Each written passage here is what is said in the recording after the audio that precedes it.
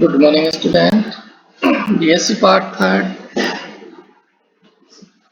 Paper second, unit fifth में हम HIV ads के बारे में पढ़ चुके हैं।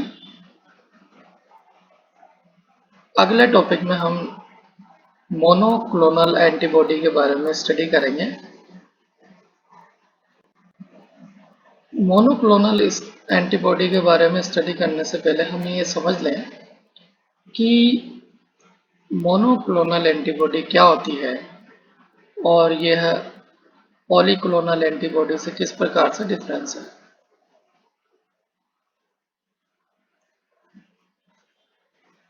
स्टूडेंट्स, हम जानते हैं कि हमारे शरीर में रोगों से सुरक्षा करने के लिए कई प्रकार की इम्यून सेल्स होती है और अलग अलग इम्यून सेल्स, बी सेल्स जिसे हम बी लिम्फोसाइट भी कहते हैं, वो एंटीबॉडी प्रोडक्शन का काम करती है। और एंटीबॉडी 5 टाइप्स की होती है, हम पढ़ चुके हैं।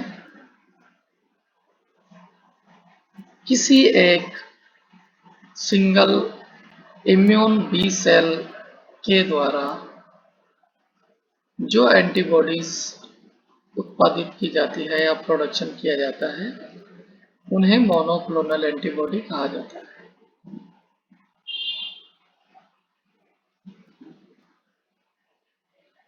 चूंकि यह एक इम्यून सेल की प्रोजीन होती है, इसलिए क्लोन वर्ड यहाँ पर दिया गया है। मोनो वर्ड यह बताता है कि एंटीजन के यह केवल एक साइट पर अटैच होती है या जुड़ती है।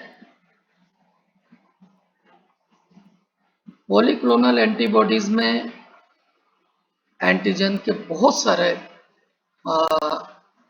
एपिटॉप्स पर एंटीबॉडीज अटैच होती है, इसलिए इन्हें पॉलीक्लोनल एंटीबॉडीज कहा जाता है।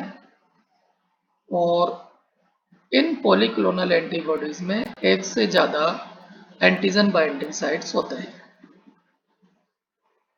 इनमें हम डिफरेंस अगर देखें तो पॉलीक्लोनल एंटीबॉडीज प्रोड्यूस में सस्ती होती है, प्रोडक्शन इनका सस्ता होता है। मोनोक्लोनल एंटीबॉडी का प्रोडक्शन एक्सपेंसिव होता है। Polyclonal antibodies mixed population of antibodies होती है। Monoclonal antibody single antibody species होती है। पॉलीक्लोनल एंटीबॉडीज में bind to different area of the target molecule. Monoclonal antibody will only bind single specific site. Polyclonal antibodies tolerant of small changes in protein structure.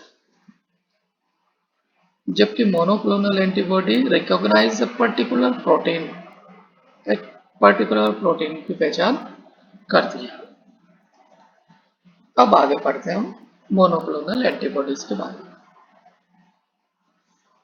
Monoclonal antibodies that are made by identical immune cell which are all clones belonging to unit parent cell.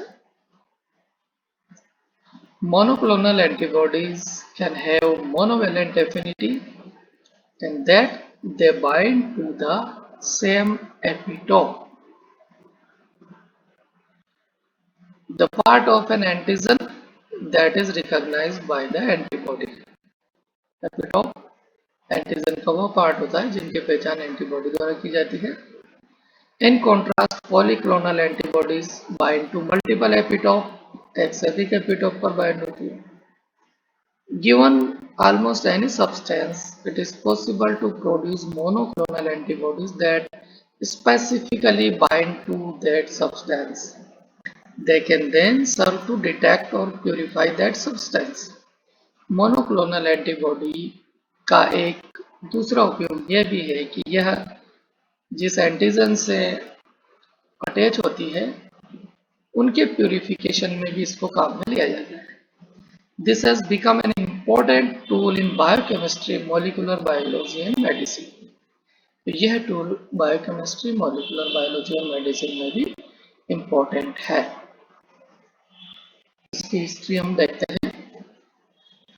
The idea of magic bullet was first proposed by Paul Ehrlich, who at the beginning of the 20th century postulated that if a compound could be made that selectively targeted a disease-causing organism, then a toxin for that organism could be delivered along with the agent of selectivity.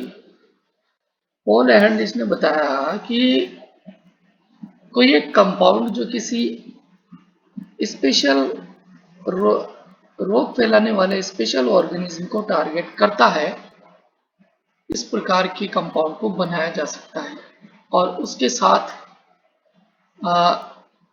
Medicine को attach करके और दिया जा सकता है ताकि उस रोग जनक को मारा जा सके। He and Alei Meshnikov received the Nobel Prize for Physiology और Medicine for this work. इस काम के लिए मैशनिकोव के साथ पॉल एहरलिच को भी 1908 में नोबेल प्राइज दिया गया। In 1975, George Kohler and Cesar Milstein succeeded to making fusion of myeloma cell line with B cell to create hybridoma that could produce antibodies specific to known antigens and that were immortalized. Kohler और मैस्टिन दो वैज्ञानिकों ने myeloma cell और B sales का hybrid करा करके एक hybrid sales प्राप्त किया। माइलोमा सेल्स की यह विशेषता होती है कि यह अपनी ग्रोथ बहुत तेजी से करती है, संख्या बढ़ाती है, और बी सेल्स की विशेषता यह है कि यह एंटीबॉडी प्रोडक्शन करती है। तो इन दोनों का गुण जब एक सेल्स में आ जाता है, हाइब्रिडोमा सेल्स में, तो यह तेजी से अपनी संख्या बढ़ाती है और बी सेल्स के एंटीबॉडी प्रोडक्शन के गुण के कारण एंटीबॉडी का प्रोडक्शन तेजी से होता है और माइलोमा सेल्स इमोर्टलाइज भी होती है, वह नष्ट नहीं होती है। कोहलर और मेल्स्टीन को नील्स कैज जर्ने के साथ में 1984 में फिजियोलॉजी और मेडिसिन का नोबेल प्राइज इसी आधार पर उनको दिया गया। तो इस प्रकार से मोनोक्लोनल एंटीबॉडीज की पहचान और उनकी शुरुआत हुई। Thank you.